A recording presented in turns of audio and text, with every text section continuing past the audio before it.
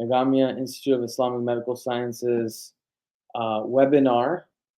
It is The Rise and Fall of Muslim Civilization, Hope for the Future, with Dr. Bashir Ahmed and Dr. Amir Hassan. Um, just a little bit about the NIMS organization. It has opened one of the first Quran museums, uh, the only Quran museum in the United States, located in Rolling Meadows, Illinois. We're looking to expand that museum. We've also had events revolving around Islamic art and calligraphy classes, as well as field trips to the museum. We've been hosting webinars on different topics regarding Islam and medicine, as well as history. Tonight, we have a very interesting talk and a book review on this book right here, The Rise and Fall of Muslim Civilization, Hope for the Future by Dr. Bashir Ahmed. We also have a preeminent moderator today, Dr. Amir Hassan. He is a hospitalist in Allentown, as well as a student of knowledge at various institutions such as Maqasid. He recently completed an essay on how to cross somebody over without breaking bilateral ankles. So please welcome to the show, Dr. Amir Hassan.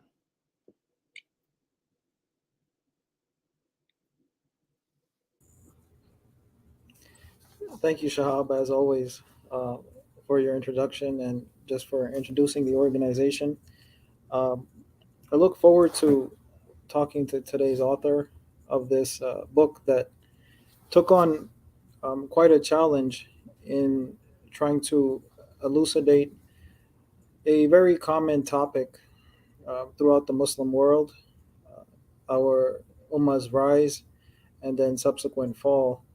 And the book looks to address uh, and explain some of the reasons behind that.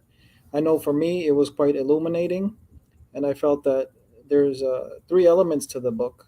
It was informative, it highlighted a multitude of scientists that even myself I wasn't aware um, throughout our golden age. And then otherwise, the book is inspiring because it focuses on the 20th century and then contemporaries of today, children who've become interested through various organizations that Dr. Bashir Ahmed is a part of, and just inspiring children to go into the STEM fields. And the book highlights what they've been able to accomplish just in the recent years. And then lastly, I felt that the book was also challenging for me because of some of the explanations that it gives for our golden age's decline. And so it was something that I had to contemplate, and then I had to reconcile, and that's something that I look forward to discussing with the author as well.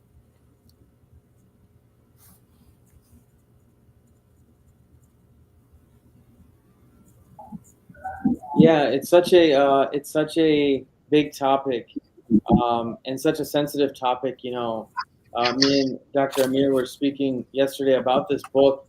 There's so many explanations. Why was this? We all feel it at times, like fall from grace. And we're always romanticizing Andalusia, the Golden Age, astrolabe, and all the scientific achievements of the Islamic civilization. And then you look around the world and the certain situations we're in, it kind of makes you wonder what exactly happened. And so some questions come to mind. And it's funny how Dr. Amir phrased it: did we not study hard enough? Were we not spiritually right? Were we decrepit? Were we lavish? Were we luxurious? Were we womanizers? Were we not right with one another? What happened to us, being as the Ummah of Rasul Sallallahu Alaihi Wasallam, when Islamic civilization was flourishing, the world was flourishing. So there's been lots of explanations, and I appreciate Dr. Bashir Ahmed certainly puts different ideas and concepts from one perspective that helps us try to understand that answer. I think it's a very valid question, Just this year when Qatar hosted the World Cup, everyone's like, "Oh man, the Muslim world. Oh yeah, there they are. They're still here." Astaghfirullah. I mean, we obviously know we have different moral contributions than that, but from a broader sense. So I do think it's a very valuable conversation. I'm grateful that we do have people like Dr. Hassan, Dr. Ahmed on this call. I'm going to introduce our author today, Dr. Bashir Ahmed, The Rise and Fall of Muslim Civilization. His book, it's on newsstands now. He is a former professor of psychiatry at the Southwestern Medical School in Dallas, Texas, chairman emeritus at MCC for Human Services, president of the Institute of Medical and Postmedieval Studies, president emeritus at IPRA, the Dallas Fort Worth Peace Initiative. His motto is, "Never doubt that a small group of thoughtful, committed citizens can change the world. It is the only thing that ever has." Without further ado, Dr. Bashir Ahmed. Thank you very much. Assalamu alaikum. Walaikum salam. A'udhu billahi minash shaitanir rajim. Bismillahir rahmanir rahim. First of all, I'm very thankful to Dr. Shahabuddin for giving me this opportunity to talk to you. I just want to mention that I will take you to a long journey. Thank you very much for bringing the PowerPoint, and I'm glad that you'll be able to see what I'm talking. But let me just continue my introduction. I'm thankful to Dr. Taj and Dr. Shahabuddin and others for giving me this opportunity. And I want to take you to a long journey which started about 32 years ago, long time ago. It was 1990 when Islamic Medical Association of North America, and of course IIIM was the integral part of the Islamic Medical Association, they asked me in 1990 to speak at an international meeting which was in Granada, Spain. And the topic given to me was the Muslim scientists and scholars of Spain and their contribution to world civilization.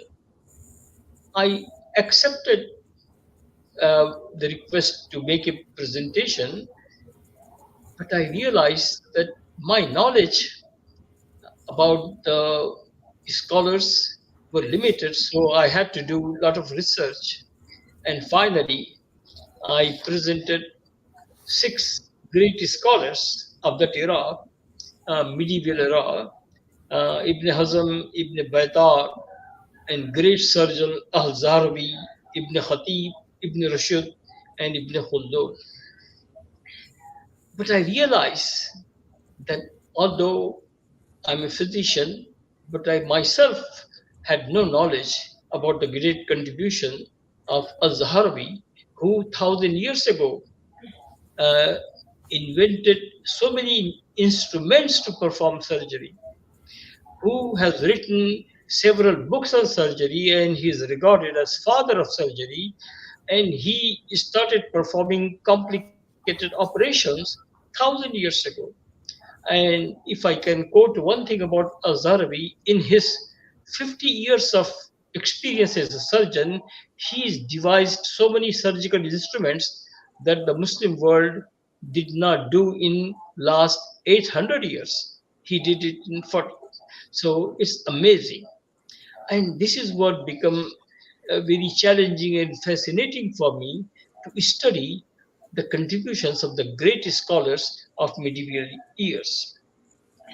Muslim scholars made vital contribution in many fields of science, astronomy, mathematics, algebra, law, history, medicine, pharmacology, optics, you name it, and they did it. The Muslim world acquired from China the printing, the manufacturing of the paper 400 years before Europe did. So you can see how much advanced we were. And Muslim doctors examine human body and find new cures. Muslim astronomers investigated movements of the stars, and they founded the knowledge. And today, based on that knowledge, we are now conquering the space. And Muslim scholars' work is regarded as a foundation for Renaissance in 16th century in Europe, which brought Europe out of dark ages. Most Westerners actually believe that the world has plunged into literally ignorance for thousand years, and they do not recognize that actually Muslims scholars illuminated the world with the knowledge during the dark ages of the Europe. And most Westerner scholars deliberately ignored the contribution of Muslim scientists to the world. Unfortunately, many university students, even today, think that the Greek and Roman scholars in 2, 3, 4th century BC did the work and then it started in Renaissance. They don't even know about it. So I made my mission to work on this subject. And so I have been working for 32 years. Let me tell you what my finding is. You know, can I go to the next slide, please? The next. Yes. You know, Muslims were not educated. In fact, before Islam, they were in the period of Jahiliyyah. Actually, it is Islam, it is the Quran, which become a source of inspiration for the Muslims. The first verse revealed is Iqra based by Rabbukal Lazi Khalaqal Insana min Alaq Iqra wa Rabbukal Akramal Lazi Allama bil Qalb Allamal Insana Malam Yadam. What it's saying is that God has created you, uh, and then He gave you the knowledge. And most important thing, He gave you the knowledge how to use pen so that whatever you learn, you can preserve that for the future generation. Now, remember, that's the Quranic verse. And people were amazed. Second thing I need to mention is our prophet have extreme understanding that the knowledge is important. In Jang Badr, they have prisoners from Quraysh, and he said, we will release the prisoners if they educate the people in Medina. Obviously, what they're educating, not Islamic knowledge, but general knowledge, because Muslims were not knowledgeable. So he gave great importance to the knowledge. Next, please. And Muslims become very fascinated about it because they also see Quran is saying, Rabbi zidni ilmi, O Lord, increase my knowledge. And one Quranic verse which strikes me, it is Surah 16, verse 8. The translation is, and it is He who creates horses, mules, and asses for you to ride, as well as for their beauty. He will create things of which today you have no knowledge. Try to understand. In 7th century, God is saying He gave you the horses and mules for your transportation, but more to come. He's talking about the future. And today we have bicycles, trains, planes, automobiles. Next, please. So, Muslims were, as they start studying Quran, they become very motivated, inspired when the Quran was saying, explore God's creation. God has not created the space, the sun, moon, and earth in vain. So he's constantly talking about look into God's creation, investigate it. And this is what happened when Muslims started get out of Arabia into Byzantine Empire. They were amazed and very fascinated by the knowledge of philosophy and science, which they never know about. They have no knowledge.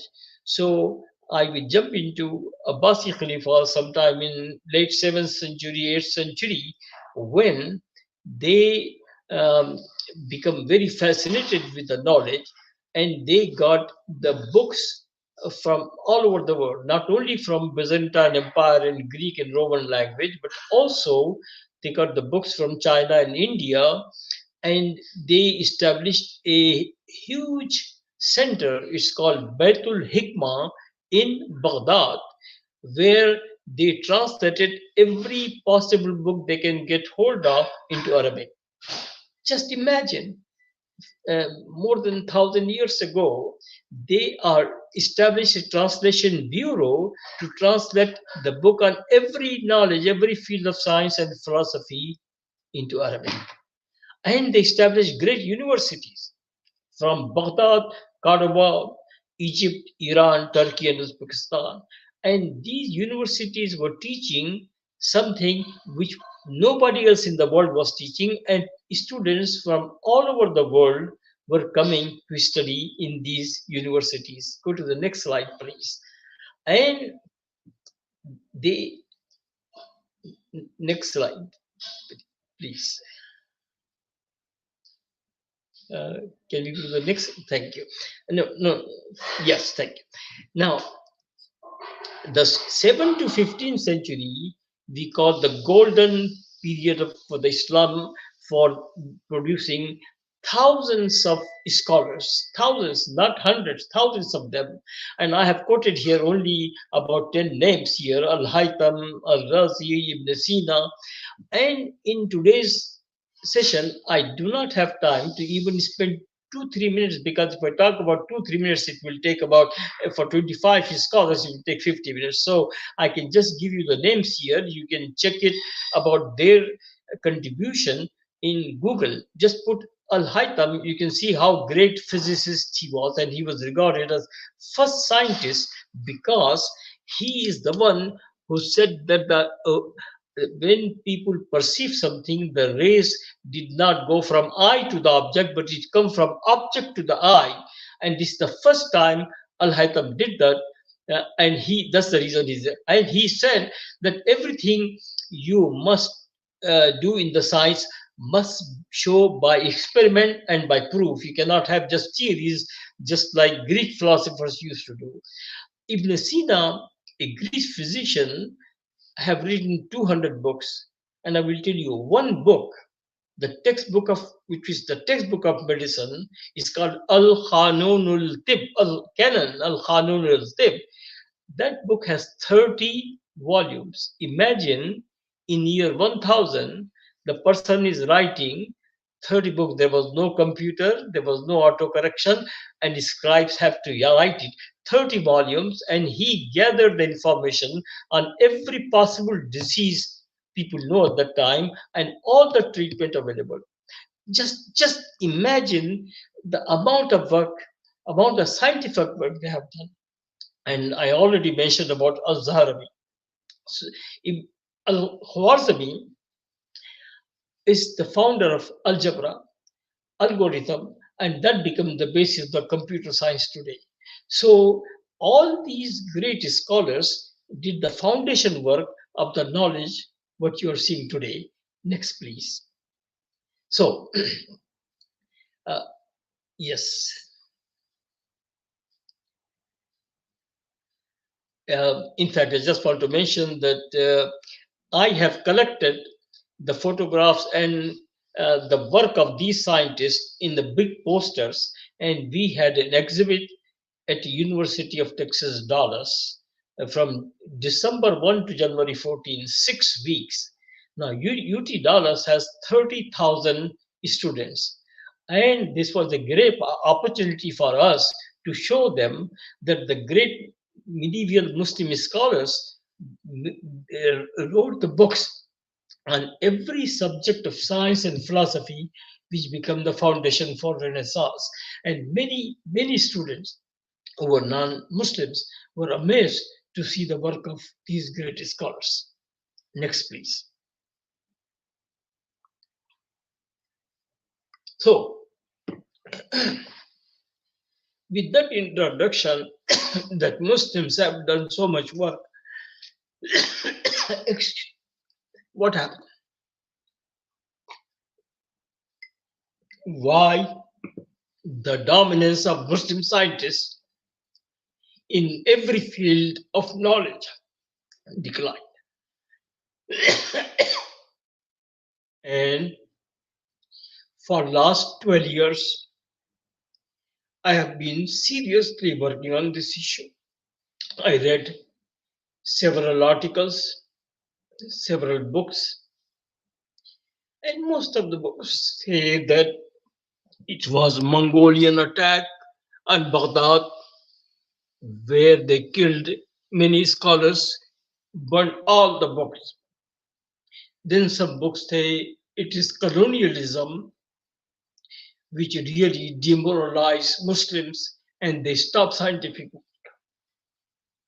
But when I study in depth, I found the decline started about 100 years before Mongolian attack, about 500 years before colonialism. It started in year 1100. What happened in 1100, that great Muslim theologians were concerned that if Muslims start teaching philosophy and science, it will affect on their iman, on their strength and faith, because they will become knowledgeable, they will question about the existence of God. So they say it is better if they do not study science and philosophy. Although many great scholars were good Muslims, Ibn Sina was Hafiz al-Quran. Ibn Sina has vast knowledge of Islam. Ibn Rushd, who is a philosopher, was expert on Islamic fiqh. So these scholars have expertise, and they were not weak Muslims, and they practice Islam, but somehow the scholars were concerned and wrote a book about that philosophy is a very dangerous subject. It will take you away from Islam. That's the first thing. Second thing is, in same 11th and 12th century, Abbasi Khalifas who were very, very strong became very weak. And Seljuk dynasty took it over. A great prime minister of Seljuk dynasty, his name is Nizamul Mulk. He convinced Khalifa that if they support universities which are teaching science and philosophy, it will affect their Khilafat, because educated people will not support the Khilafat, they will say democracy. So you will lose the Khilafat. Somehow, Khalifa was convinced, and Nizamul Mulk developed an educational system replacing science. He said all universities supported by Khalifa must stop teaching science and philosophy, and they must teach Islamiyat, only Quran, Fiqh, Hadith, nothing else. And when they graduated, they were getting good jobs for that. So Nizam al-Mulk, I would say, played a major role in decline in the scientific knowledge. And then what it has resulted, there were fanatic Muslims who become so much concerned about science and philosophy, they started destroying the laboratories, the universities, the observatories. You may not know that Ulugh Bek, who was a great astronomer, he was the grandson of Timur Lenk. He became king, but he said he is more interested in education. But he was assassinated, and his entire astronomical observatory was destroyed. If 50 years later, in about late 14th, early 15th century, Qutbuddin in Istanbul built a big laboratory, but few years later, after he built a laboratory, that was destroyed. So unfortunately, by 15th century, can we go to the next slide, please? Although some scientific and philosophical education continued, but by 15th century, every university in the Muslim world stopped teaching science. Can we? And you must remember that between 15th and 18th century, they will still have great empires: Ottoman Empire, Safavid Empire, Mughal Empire. They built the empire on physical strength, but they did not keep the advances Europe was making in the scientific and industrial development. Let me tell you what happened. When we lost Spain in about 13th, 14th century, the Christians did not burn the books. They took all the books in Arabic from great scholars like Al-Zaharbi, Ibn Rushd, and everybody else, translated those books into Latin and then European languages. And they started learning science and philosophy because they know that by learning science and philosophy, they can reconquer the world. And they did. Unfortunately, Muslims did not do that. This is a very serious thing I am sharing with you, that the decline started 11th century, but still some universities continue to teach until 15th century, and after 15th century you will not see any university in the entire Islamic world was teaching science, technology, or philosophy. Next slide, please. And this is the side part of the history. What happened? Where are Muslims now? The Muslim nations now are educationally backward. They are behind in industries and scientific development.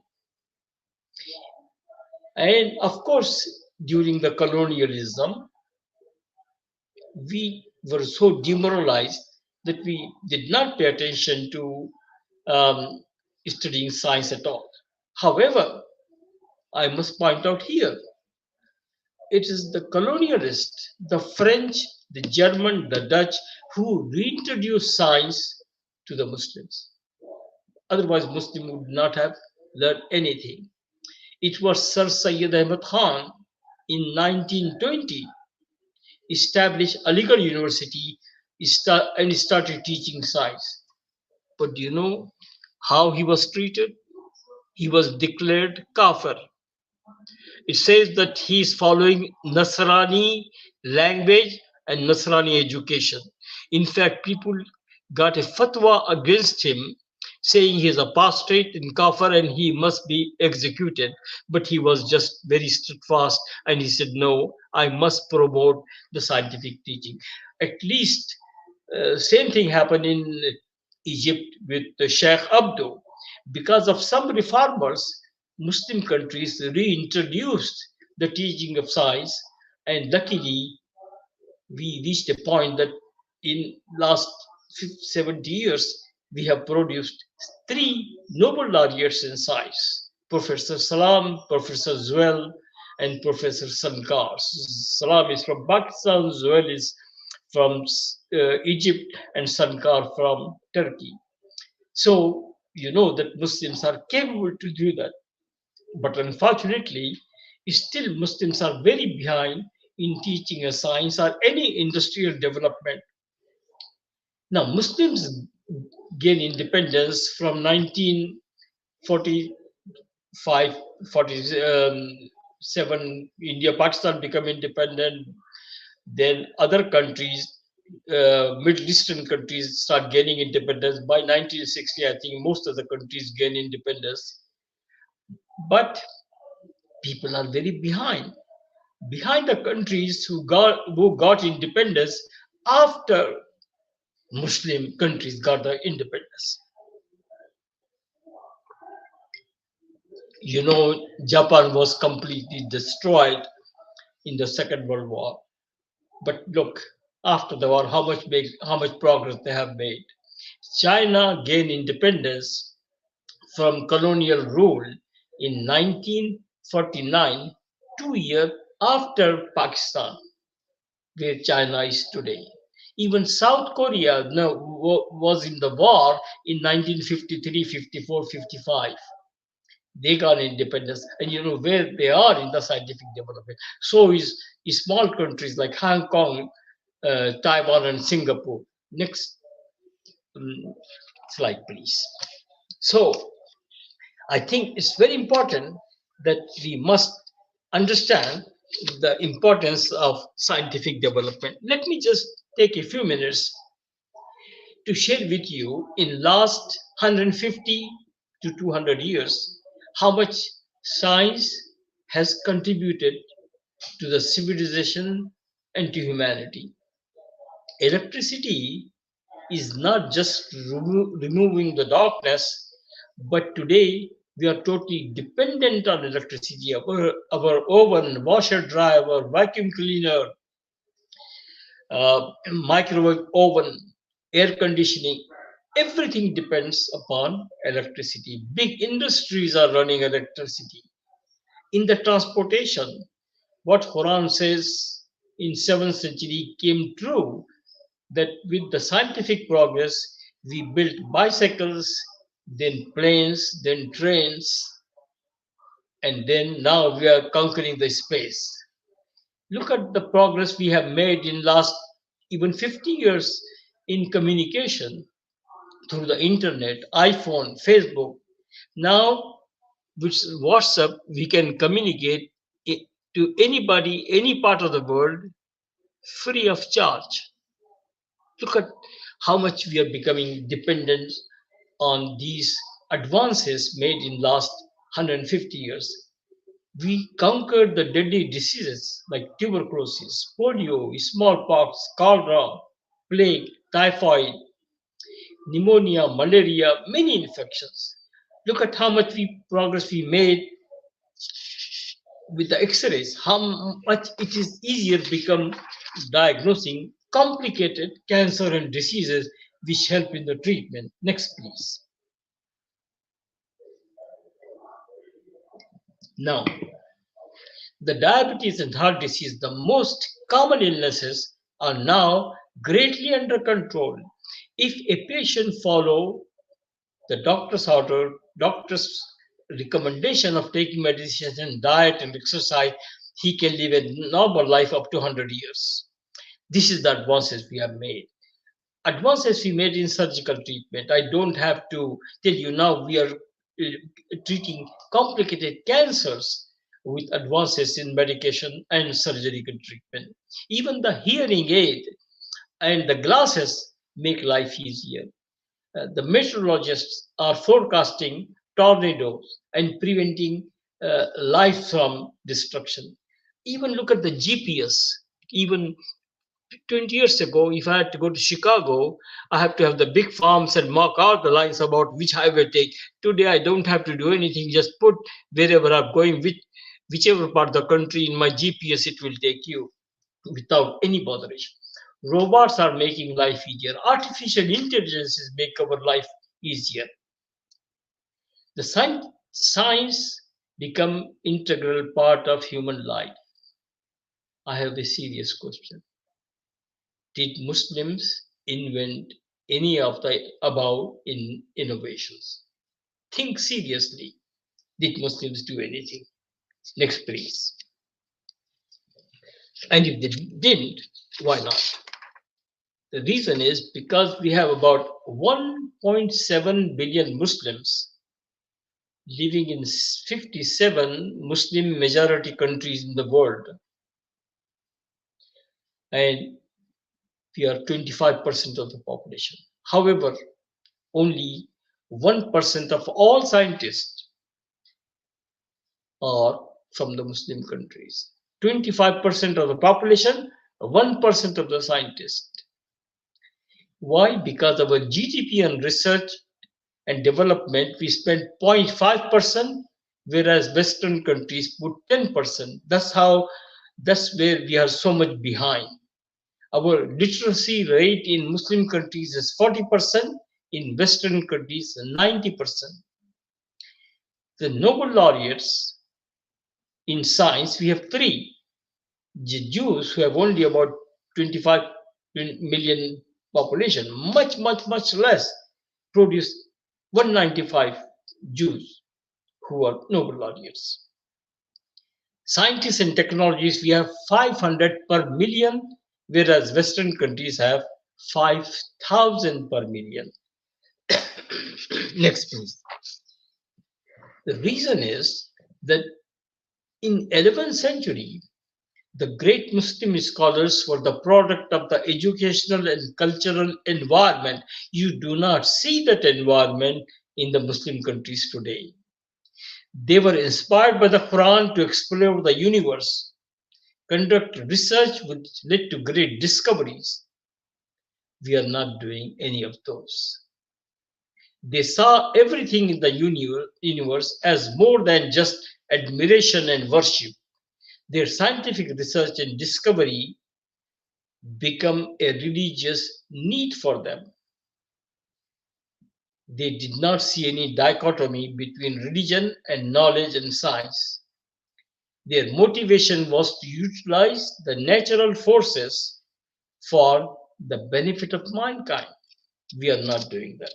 That was the major reason why they did go to the top, we are at the bottom. What was the educational environment? The great Muslim scholars, were growing in a different environment. Next, please. So here is what I have written in the book. I will summarize. The book will give you the details about what happened and why we lost that position we had on 11th century. Then the book describes what can be done to motivate, inspire, and mentor today's youth to become scientists and innovators.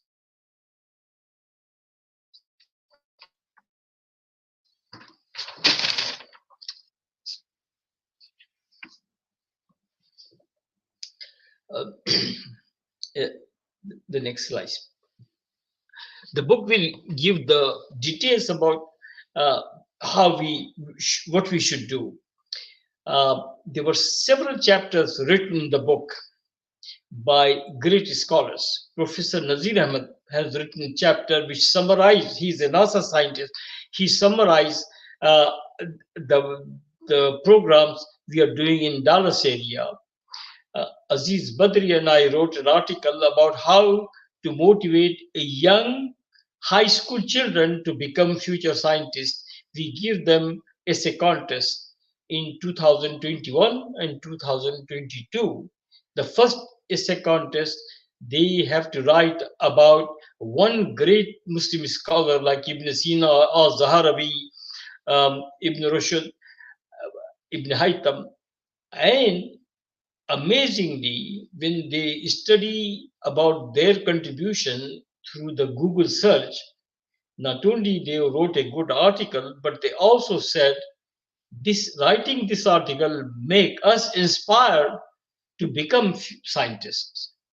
Then in 2022, we gave them the names of 3 Nobel laureates and also 6 leading Muslim scientists in America who are professors and scientists in Harvard, Stanford, Princeton, and New York. And they wrote about their contribution, and they come with the same conclusion that writing about the Muslims scholars gave us the energy, the inspiration, the motivation. We also have an article by Professor Hudbhai who talk about American Muslims Practical Guide to Science. Next, please.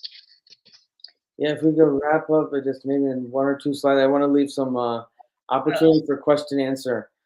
Just about 3, 4, 5 minutes I have finished because I start just a little late. We have a next slide, please. We have a next one. We have a chapter on discovery STEM. Professor Faizan, who is the NASA scientist, he started a program here for the high school students, and he mentored them, trained the kids to develop how to think, analyze, ideate, create innovation. And they're also meant to identify real world problems and develop their thinking how to solve that. Next, please.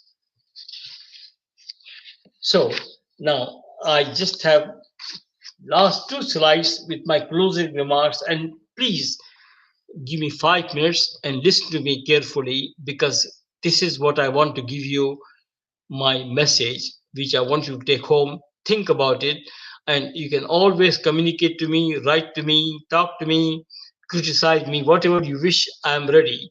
Modern Muslim world has made very little contribution to science. I was just reading an article that in last few years, India and Spain has contributed more articles on the science than the entire Muslim world. Just imagine. We are preoccupied with the concept of dunya and akhirah, but we are focusing more only on akhirah, not on dunya. But if you look at Quran, the word dunya and akhirah come about 115 times. Just look at the prayers. Rabbana atina fid dunya hasnatan wa fil akhirati hasnatan. We read this prayer several times in the day with the namaz, after the namaz.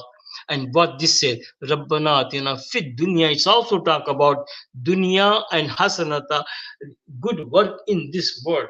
I think we are not looking into that. We are only preoccupied with rituals, not. Ibn Sina was Hafiz the Quran, and Ibn Rushd has extensive knowledge of fiqh, and they were great scientists. We must promote, and Muslims are only the one who can do that, integrated system where we should teach science and morality and ethics, and that has to be combined together, keeping the balance between the materialistic and the spiritual aspect is the purpose of the human creation. Accumulation of the wealth should not become the primary goal of education of the science, and science should not be developed for the destructive purposes. Last slide, please. So, the word takaffur, pay attention to this, appeared many times in the Quran, which means takaffur means thinking, reasoning, critical thinking. Muslims should focus on critical thinking, which is the key for the scientific research. Let me just give you two small examples. James Watt, when he saw that the top of the kettle was jumping with the boiling water, that thing finally led it to discovering the locomotor engines. When Newton saw the apple is dropping, he discovered gravity. That is with the kafir, with his critical thinking, and that becomes develop the laws of motion. So these are very important things we have to look at. That we have a lot of wealth, but we still depend heavily on the Western technology, and Muslims have not developed any of the technology, as I said earlier. The Quran said the believers have been sent for betterment of the mankind. They will promote what is good and prevent what is wrong. God has given human being the gift of intelligence for critical thinking, rational thinking, and advised Muslims for amal salihat. Amal salihat appeared more times than even salihat given more importance. Do something good for the people. Quran is directing us to use scientific discoveries and explore the nature created by God to improve human condition, and this should be regarded as a form of worship, not just the rituals. We must share the information about our ancestors. Why? Because we can say if they can do it, we can do it. We need to take the responsibility to train the young generation to become future scientists and innovators. So thank you very much. I would stop it here. I think I've taken 5-10 minutes more. So I will let you react to this. Only one thing I can say closing is that the book is available on Amazon. But if you want any signed copy or get it from me, you can write my email. You can write on the chat my email address. I'll put Thank you. your email in the chat, inshallah. Jazakallah, I like your last two slides. This is such a deep and tough topic and question that obviously many people think about, and there's so many reasons that many people attribute. I think reading through your book, it's clearly, it seems that one focus is more that our scientific spirit kind of dwindled, and it seems as you might have pointed to, there's possible theological or spiritual scholars that led to that. And I think you had mentioned Imam Ghazali and his work might have changed the direction of things. There's a question for Dr. Amir Hassan. I know you read through the book. How did you feel in terms of how it explains some of the downfall? I know you're a student of history and Imam Ghazali. So how did you feel looking at that? And we're here for an open discussion, hopefully to stimulate our minds and have a better understanding. I commend Dr. Bashir Ahmed because the book, it challenged me, like I had alluded to earlier. Dr. Ahmed, because the book was quite critical of Imam al-Ghazali and then the subsequent centuries of Islamic scholars. And today, definitely in religious settings, we don't usually see that. We're taught to have great reverence. And so then I wanted to just complete the book. And so I contemplated your argument and I tried to reconcile it as best as I could. And I also read, inspired by your book, I reread Imam Ghazali's autobiography. And an interesting thing that I found in it was that, as you had mentioned earlier, it was not necessarily that perhaps you would entertain this side of it. It was not necessarily that he was opposed to science per se. He mentions in his book, the sciences, nothing in them entails denial or affirmation of religious matters, but from them, however, are two evils that can be engendered.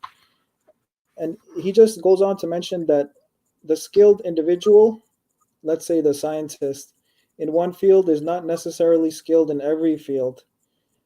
Therefore, rare are those who study the sciences without losing their religion or throwing off the restraint of piety.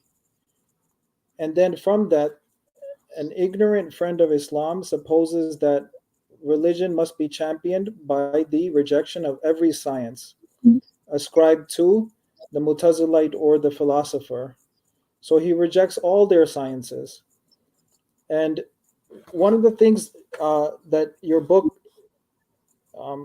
helped illuminate for me was that I can see the pros and the cons of on both sides. Where on the Mutazilite side, they really championed unrestrained rationality, and then they even turned rationality onto theology or religion. And one of your colleagues, Dr. Nazir Ahmed, he mentions that in one of his chapters. And then perhaps as a response to that, the Islamic scholars, they felt that there's potentially a crisis on their hand. And one interesting thing is that starting from the 11th century, the Sunni Muslim world was facing quite an existential crisis, I feel. For example, it was in the 1000s that we see Muslim Spain beginning to divide into city-states. We have the Fatimid Empire in Egypt, which were attacking the Sunni world through their assassins. For example, Nizam al-Mulk, his sultan was assassinated, and then eventually Nizam al-Mulk was assassinated himself. And then within the Sunni world, there was a lot of political infighting. There were a lot of small separated principalities. The caliphate was just a figurehead, and I'm definitely partaking in a bit of apologetics on behalf of Imam al Ghazali. It seems that um, the Ummah, the Sunni Ummah, was facing an existential crisis, and in times like that, perhaps he was faced with a eclectic diversity of political thought and theological thought. And in such times, one feels that there needs to be a unification of thought as well as theology. And I do believe he very well may have had the effect of stunting the growth of science and technology. But I wonder if he never intended that for the long term. And then even in his lifetime, Jerusalem was conquered, and and from my understanding, his works eventually unified the Ummah spiritually to inspire people such as Nuruddin Zenki, and then eventually Slahuddin. Uh, what would you say to that? Would you agree to that, or would you push back against that thought? Thank you very much, Dr. Amir, for such a elaborate and very eloquent way you describe. First, let me tell you about clarify one thing. I respect Imam Ghazali for his extensive knowledge. I think after Prophet and Imam Bukhari, maybe Imam Ghazali is the most respected person even today in the world. I am only simply saying two things. When a person is such a high integrity, make some comments Mm. saying that this great scholar Ibn Sina is apostate, need to be killed. That's very serious. And we have tendency to respect our scholars. And if we say, we accept that. And that's what happened. I don't think he really was totally against science. He still says science must be taught, mathematics must be taught. He was against the philosophy. But his criticism about some great Muslim philosophers, I feel that we must have the freedom of expression. I think the philosophers have a right to say what they think. Theologians should contradict. Absolutely. I respect that. But it didn't happen that way. They totally neglected, they eliminated from the face of the world. Just think about it, one serious consequence. Can you imagine after 15th century, no university in the entire Muslim world teach physics, biology, medicine. They were using their universities is still using the textbook written by Sina in year 1000, 500 years later, because Mm. no new education. That's my concern. But the biggest problem is not Al Ghazali. The biggest problem is Nizamul Mulk. Nizamul Mulk used his political powers and he stopped funding all the universities which Abbasi Khilafat were doing. And he said, stop science education. I'm from India, Pakistan, and I can tell you, my grandfather never know what physics means, never know what biology means when Europe was making progress with leaps and bounds. Why? That's my concern. And I think how can we rectify that? We have to have a major change in our mind, in our thinking. We have to say science is not against religion. God has given us intelligence. Why to use it? Not to memorize and replicate it. Come with takaffur. We don't have that. We lost that. That's my major message. I'm not against Imam Ghazali. I'm not against his teaching. I respect him a great deal. He is the one who gave us a great sense of morals and ethics in Islam. I respect it. I have his 4-volume book, Ahyawul Deen. But my concern is that we stop teaching science. Yeah, we're gonna try to do a lightning round of comments and questions before we can end in the next 5 minutes, inshallah. Um, that was a great answer from my host. There's a purpose in every item of the universe. Great narration, Bashir Bhai. This is from Steve Wilson. I didn't know Ibn Sina was a hafiz of the Quran, myself included. Um, moving right along here. Question for Dr. Hassan. What, in your opinion, if not science, was the reason for Islamic civilization's descendancy? My hearing is not good. So if Dr. Hassan, this one is for Dr. Amir. If you can answer is I know it's a tough answer, but in your opinion, what would you pin, or multitude of reasons would you pin as also a part of Islamic civilization facing a decline? I apologize. Can you repeat that again? Why do you think Islamic civilization declined? What other factors were a part of the decline? I would agree with Dr. Ahmed that perhaps there was a emphasis on religiosity, but not necessarily ill-intentioned, which led to the Mongol invasion, which eventually led to a unification of the Ottoman monarchies as well as Islamic scholarship, which the monarchies sought to preserve their control, and then eventually led to colonization.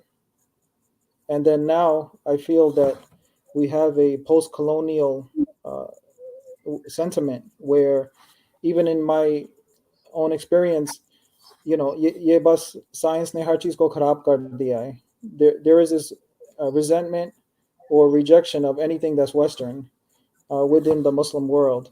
And I think Dr. Bashir had commented on that there needs to be a duality approach, but we're two sides of a coin, but we need to now focus once again on the science aspect.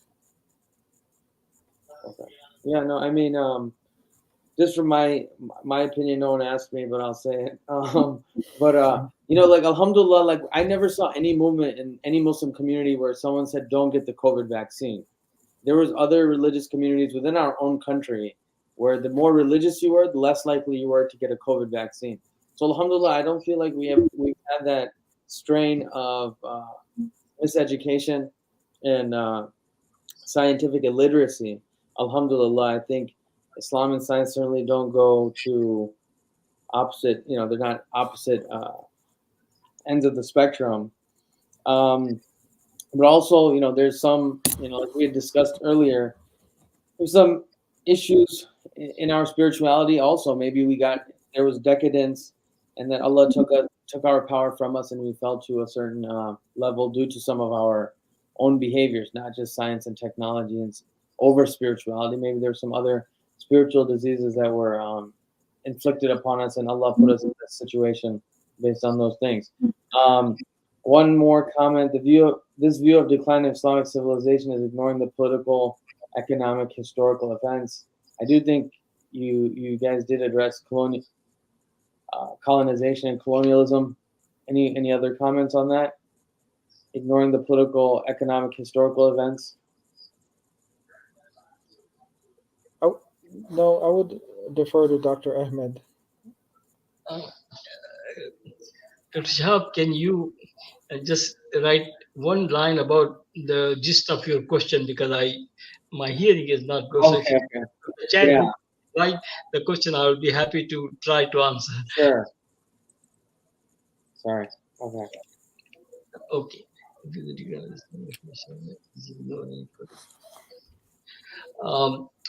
I think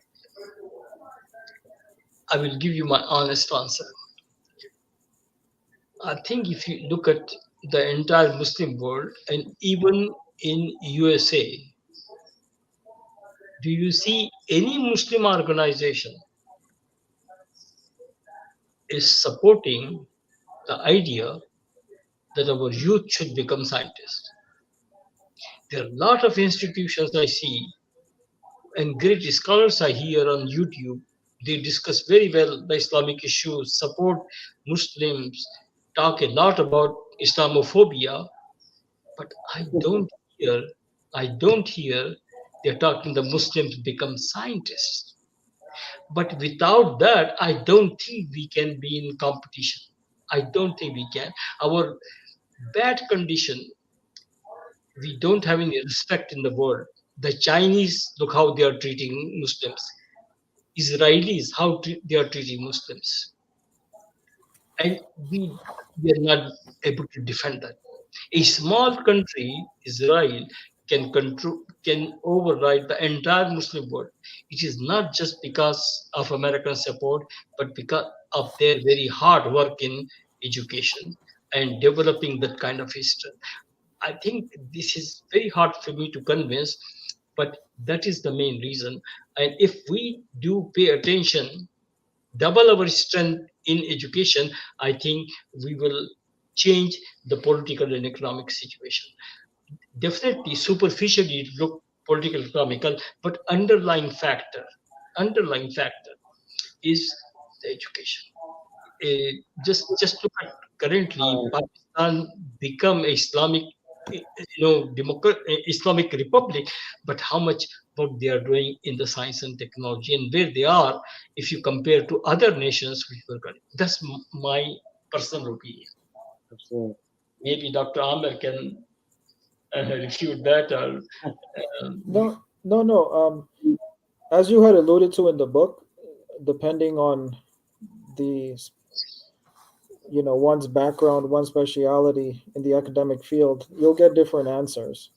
I think ultimately it's just a culmination, and it's just a culmination of many factors. But but the goal is clear at this point. I feel, and I that the we have to have a dualistic approach, not a dichotomous approach. That they're not necessarily in odds with each other, and that um, we society sometimes moves in a pendulum, so we've swung in a significant side of religiosity.